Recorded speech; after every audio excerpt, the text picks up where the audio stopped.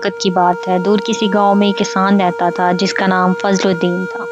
فضل الدین اپنی بیوی کے ساتھ ایک کچے مکان میں رہتا۔ وہ بہت محنتی اور سادہ انسان تھا۔ سارا دن کھیتوں میں کام کرتا، کبھی ہل چلاتا، کبھی کھیتوں کو پانی دیتا، ملتا اس سے گھر کا گزارا کرتا۔ ان کے گھر میں سب کچھ تھا، صرف ایک چیز کی کمی تھی، اولاد کا نہ ہونا۔ ان کے ہاں کوئی بچہ نہ تھا۔ فضل الدین اور اس کی بیوی اس بات سے بہت پریشان رہتے، ہر وقت اللہ سے دعا کرتے کہ انہیں اولاد کا سکھ ملے۔ ایک دن صبح سویرے فضل الدین نے نماز پڑھی، سورج نکلنے سے پہلے اپنے 2 بیل لے کر کھیتوں کی طرف چلا گیا۔ سارا دن وہ ہل چلاتا رہا، جب سارا کام ختم کر لیا تو اسے بھوک لگنے لگی، اسی لیے اس نے بیلوں کو گھر کی طرف موڑ لیا۔ وہ سوچ رہا تھا کہ گھر جا کر کچھ کھا لوں گا۔ وہ ایک مٹر کے کھیت کے پاس سے گزرا، اس نے سوچا کیوں نہ کچھ مٹر توڑ کر کھا لوں، بھوک تھوڑی کم ہو جائے گی۔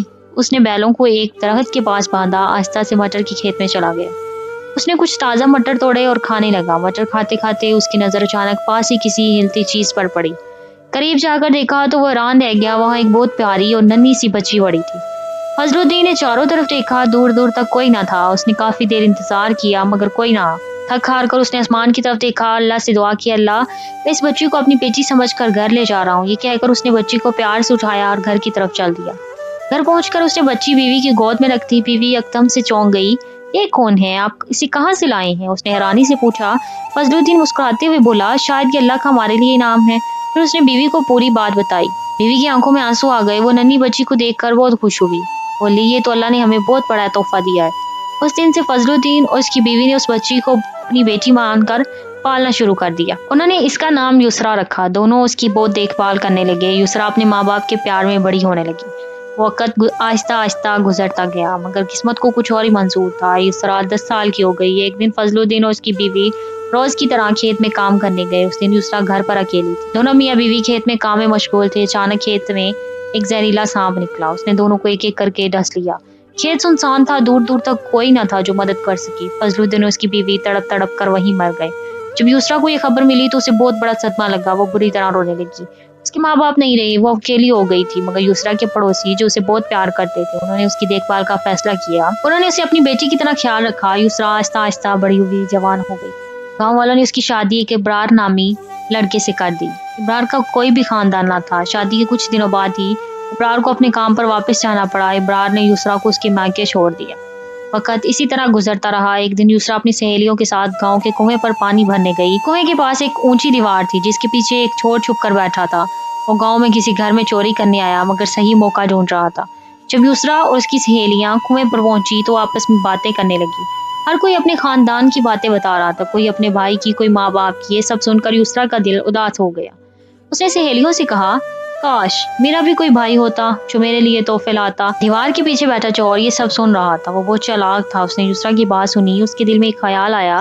اس نے سوچا کہ یسریٰ کو دھوکے سے اپنے ساتھ لے جائے گا۔ جب سب سہیلیاں اپنے گھڑے بھر کر واپس جانے لگی، چور چپکے سے یسریٰ کا پیچھا کرنے لگا۔ جب یسریٰ گھر میں داخل ہوئی، چور نے وہ گھر ذہن میں نوٹ کر لیا اور واپس اپنے گاؤں چلا گیا۔ کچھ دنوں بعد چور ڈھیر سارا سامان لے کر یسریٰ کے گاؤں واپس آیا۔ وہ گاؤں والوں سے پوچھنے لگا، کیا آپ یسریٰ کا گھر جانتے ہیں؟ گاؤں والوں نے سوچا کہ یہ شاید اس کا کوئی رشتہ دار ہوگا کیونکہ اس کے پاس بہت سا سامان تھا۔ انہوں نے اسے یسریٰ کا گھر دکھایا۔ چور نے دروازہ کھٹکھٹایا۔ یسریٰ نے دروازہ کھولا اور سامنے ایک اجنبی آدمی کو دیکھ کر حیران رہ گئی۔ آپ کون ہیں؟ یسریٰ نے پوچھا۔ چور مسکراتے ہوئے بولا، میں یسریٰ کا بھائی ہوں، مجھے اس سے ملنا ہے۔ یہ سن کر یسریٰ کو عجیب لگا۔ اس نے کہا، میں ہی یسریٰ ہوں مگر میرا تو کوئی بھائی نہیں ہے۔ چور نے کہا، نہیں بہن، میں تمہارا ہی بھائی ہوں۔ جب تم صرف 3 مہینے کی تھی تب ہمارے والدین تمہیں کھیت میں اکیلا چھوڑ کر کام کرنے گئے۔ اسی وقت کوئی جانور تمہیں اٹھا کر لے گیا تھا۔ اس وقت میں صرف 7 سال کا تھا۔ ہم نے تمہیں بہت ڈھونڈا مگر تم نہ ملی۔ آج جب ماں کو پتہ چلا کہ تم اس گاؤں میں رہتی ہو، انہوں نے مجھے بھیجا۔ چور نے کہا، ماں کی طبیعت ٹھیک نہیں ہے، وہ تم سے ملنا چاہتی ہے۔ تم 2-4 دن کے لیے ہمارے گھر چلو، وہاں سے مل لینا، میں تمہیں پھر نہ یہیں چھوڑ جاؤں گا۔ یسریٰ یہ سن کر بہت جذباتی ہو گئی۔ اس نے سارا سامان دیکھا، خوشی سے پھول نہ سمائی۔ رات کو اس نے چور کے خوب خاطر تواضع کی۔ صبح ہوتے ہی وہ چور کے ساتھ وہاں سے ملنے نکل پڑی۔ گھر سے نکلنے سے پہلے اس نے پڑوسن کو چابی دیتے ہوئے کہا، میں اپنے بھائی کے ساتھ مائکے جا رہی ہوں، کچھ دنوں بعد واپس آ جاؤں گی، اگر میرے شوہر آئے تو انہیں یہ چابی دے دینا۔ یسریٰ اور چور کچھ دور ہی چلے تھے کہ یسریٰ کو بہت پیاس لگی۔ اس نے چور سے کہا، بھائی مجھے پانی پینا ہے۔ چور نے جواب دیا، آگے کنواں ہے بہن، وہاں پلا دوں گا۔ یسریٰ نے راستے میں 3-4 بار پانی مانگا مگر چور ہر بار یہی کہتا، آگے کنواں ہے، وہاں سے پانی پی لینا۔ جب چور کا گاؤں قریب آیا تو یسریٰ نے پھر کہا، بھائی اب تو گاؤں آ گیا ہے، اب تو پانی پلا دو، مجھے بہت پیاس لگی ہے۔ اس بار چور کو غصہ آیا۔ اس نے کہا، میں تمہارا کوئی بھائی نہیں ہوں، کب سے بھائی بھائی کی رٹ لگا رکھی ہے، یسرا سمجھ گئی کہ اس کے ساتھ دھوکا ہوا ہے۔ جیسے ہی وہ چور کے گھر پہنچے، یسرا نے دیکھا کہ سامنے ایک چارپائی پر چور کی ماں بیٹھی تھی۔ چور نے اپنی ماں سے کہا، دیکھو ماں، میں تمہارے لیے کتنی خوبصورت بہو لایا ہوں۔ یہ سن کر یسرا حیران رہ گئی۔ اس نے چور کی طرف دیکھا اور کہا، تم نے تو مجھے اپنی بہن کہا تھا۔ چور ہنسا اور بولا، جب تم کنویں پر پانی بھر رہی تھی تب بھی میں نے تمہیں پسند کر لیا تھا، اسی لیے تمہیں دھوکے سے یہاں لایا ہوں۔ کچھ وقت بعد چور کے باقی دو بھائی بھی گھر آ گئے۔ ان میں سے ایک مسعود تھا جس کی ایک آنکھ نہیں۔ ان سب نے جب یسرا کو دیکھا، اس کی خوبصورتی دیکھ کر آپس میں لڑنے لگے۔ ہر کوئی کہنے لگا کہ وہ یسرا سے شادی کرے گا۔ چوروں کی ماں نے یہ دیکھ کر کہا، میرے پیارے بیٹو، تم اس لڑکی کے لیے آپس میں مت لڑو، تم سب چوری کرتے ہو۔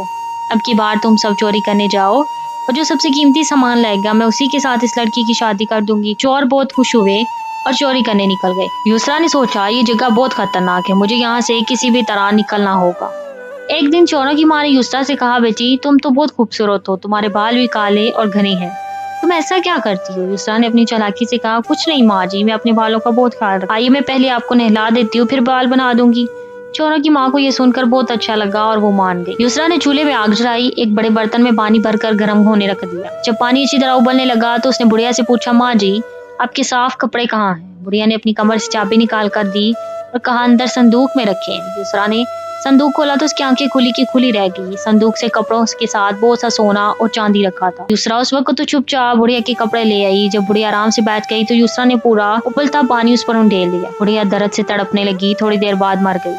یسرا نے اسے نئے کپڑے پہنائے، ایک چادر سے ڈھانپ کر چارپائی پر لٹا دیا جیسے وہ سو رہی ہو۔ پھر اس نے گھر میں رکھی ایک بلی کو آٹا پیسنے والی چکی سے باندھ دیا۔ بلی ادھر ادھر بھاگنے لگی تو چکی چلنے لگی۔ اب یسرا نے وہ سارا چوری کا سامان جو صندوق میں تھا ایک بیل گاڑی میں رکھا، اپنے گاؤں کی طرف چل پڑی۔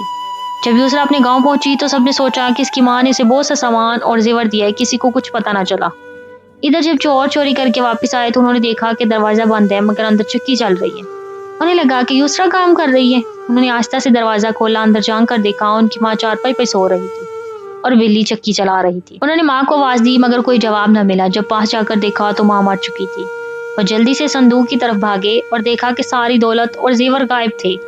چوروں نے اپنا ماتھا پیٹ لیا، ان کی ماں بھی مر گئی تھی اور ساری دولت بھی چوری ہو گئی تھی۔ انہیں بہت غصہ، انہوں نے ماں کا کفن دفن کیا اور یسرا کو ڈھونڈنے نکل پڑے۔ انہیں یقین تھا کہ یہ کام یسرا کا ہی تھا۔ ڈھونڈتے ڈھونڈتے وہ رات کو یسرا کے گھر پہنچے۔ یسرا کو معلوم تھا کہ چور اسے ڈھونڈتے ہوئے ضرور آئیں گے، اسی لیے اس نے اپنے گھر کا دروازہ ہٹوا کر وہاں ایک دیوار بنوا دی۔ جب چوروں نے یسرا کا گھر دیکھا تو حیران رہ گئے۔ بڑے چور نے کہا، گھر تو یہی ہے مگر دروازہ کہاں گیا؟ سب بھائی آپس میں باتیں کرنے لگے۔ ان کی آواز سن کر یسرا جاگ گئی اور ان سے نمٹنے کے بارے میں سوچنے لگی۔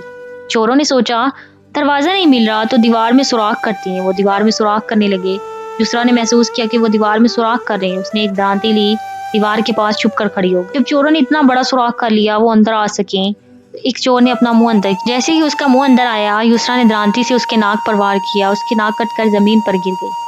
چور درد سے چلاتا ہوا پیچھے ہٹ گیا۔ باقی چوروں نے اپنے بھائی کی حالت دیکھی تو ڈر گئے اور بھاگ گئے۔ انہوں نے گاؤں کے حکیم سے اپنے بھائی کا علاج کروایا اور یسرا سے بدلہ لینے کی ٹھان لی۔ اس بار وہ یسرا کے گھر کے بارے میں پوری معلومات لے کر آئے۔ وہ رات میں چھپکے سے گھر میں گئے اور یسرا کو چارپائی سمیت اٹھا لیا۔ تھوڑی دور چلے تھے کہ ہلکی ہلکی بارش ہونے لگی۔ یسرا کی نیند کھل گئی، اسے سمجھ آ گیا کہ چور اسے اٹھا لے جا رہے ہیں۔ ایک بڑے برگد کے درخت کے نیچے سے گزرے۔ یسرا نے جھٹ سے برگد کی ایک ٹہنی پکڑ لی اور درخت پر چڑھ گئی۔ پیچھے پیچھے آ رہا تھا مسعود، یہ سب دیکھ رہا تھا۔ اس نے اپنے بھائیوں سے کہا، بھائی لڑکی تو درخت پر چڑھ گئی ہے۔ باقی بھائی ہنسے اور بولے، کیا اندھیرے میں تمہیں کچھ زیادہ دکھائی دے رہا ہے؟ کیا ہم پاگل ہیں؟ مسعود نے کہا، ایک بار چارپائی نیچے اتار کر تو دیکھو۔ جب انہوں نے چارپائی نیچے اتاری تو دیکھا کہ یسرا واقعی اس پر نہیں تھی۔ مسعود نے کہا، دیکھو وہ اوپر بیٹھی ہے۔ باقی چوروں نے کہا، اگر تیری نظر اتنی تیز ہے تو ہی اوپر چڑھ جا، اسے نیچے پھینک دے۔ مسعود اوپر چڑھنے لگا۔ جیسے وہ یسرا کے پاس پہنچا یسرا نے اس کے منہ پر ایک زوردار لات ماری کہ اس کی زبان دانتوں کے درمیان آ گئی۔ وہ دھڑام سے نیچے گرا، اس کی زبان کٹ چکی تھی اسی لیے وہ کچھ بول نہ پایا۔ باقی بھائی ڈر گئے اور بھاگ گئے۔ جب وہ آگے پہنچے اور مسعود کی کٹی ہوئی زبان دیکھی تو بہت پریشان ہوئے۔ انہوں نے پھر حکیم سے علاج کروایا۔ جب مسعود ٹھیک ہو گیا وہ تینوں بھائی پھر یسرا کے گھر آئے۔ انہوں نے دیکھا کہ یسرا گہری نیند میں سو رہی ہے۔ وہ آہستہ آہستہ اپنا چوری ہوا سامان ایک گٹری میں باندھنے لگے۔ یسرا کی نیند کھل گئی، اس نے سب کچھ دیکھ لیا۔ وہ ایک دھار دار کلہاڑی لے کر دروازے کے پیچھے چھپ گئی۔ جیسے ہی چور ایک ایک کر کے سامان لے کر باہر نکلنے لگے تو یسرا نے کلہاڑی سے ایک ایک کر کے سب کو مار دیا۔ پھر اس نے سب چوروں کو ایک جیسی چادروں میں باندھا اور 3 گٹریاں بنا دی۔ اگلے دن جب فقیر یسرا کے گھر کے سامنے آیا تو یسرا نے اس سے پوچھا، بابا جی آپ پورے دن میں کتنے پیسے کما لیتے؟ فقیر نے کہا، بیٹی میں تو بس 50 سے 60 ہی کما پاتا ہوں۔ युसरा ने कहा, बाबा जी मेरे पास एक जादूगर है जो मुझे बहुत परेशान करता है। आज मैंने बड़ी मुश्किल से उसे पकड़कर एक गठरी में बांध दिया। अगर कोई ऐसी जगह है जहाँ से ये वापस ना आ सके और आप उसे वहाँ फेंक दें तो मैं आपको 500 रुपया दूंगी। फकीर के दिल में लालच आ गया। उसने कहा, लाओ, मैं इस जादूगर के बच्चे को अभी नदी में फेंक कर आता हूँ। फकीर ने पहली गठरी उठाई, उसे नदी में फेंक कर 500 रुपया लेने वापस आया। मगर युसरा ने उसे दूसरी गठरी दिखाते हुए कहा, देखा बाबा जी, मैंने कहा था ना कि इसे ऐसी जगह फेंकना जहाँ से ये वापस ना आ सके। ये तो फिर आ गया। फकीर हैरान रह गया। उसने फिर गठरी उठाई और सोचा कि अब उसे और भी गहरी जगह में फेंकेगा। वो गठरी फेंक कर वापस आया तो युसरा ने तीसरी गठरी उसके सामने रखी। जब वो तीसरी बार गठरी फेंकने गया, उसे फेंक कर वापस लौट रहा था तो उसने देखा कि एक दरवेश नदी में नहाने के बाद अल्लाह अल्लाह करते हुए घर की तरफ जा रहे हैं। फकीर ने सोचा, लगता है यही वो जादूगर है जो बार बार वापस आ जाता। उसने दरवेश को पकड़ा और उसे भी नदी में फेंक दिया। वो युसरा के पास आया, बोला, बेटी अब वो जादूगर कभी वापस नहीं आएगा। युसरा ने उसे 500 रुपए दिए और रुखसत कर दिया। अगर आपको हमारी ये कहानी अच्छी लगी हो तो वीडियो को लाइक करें, शेयर करें। हमारे YouTube channel Fatima voice centre को सब्सक्राइब करना ना भूलें।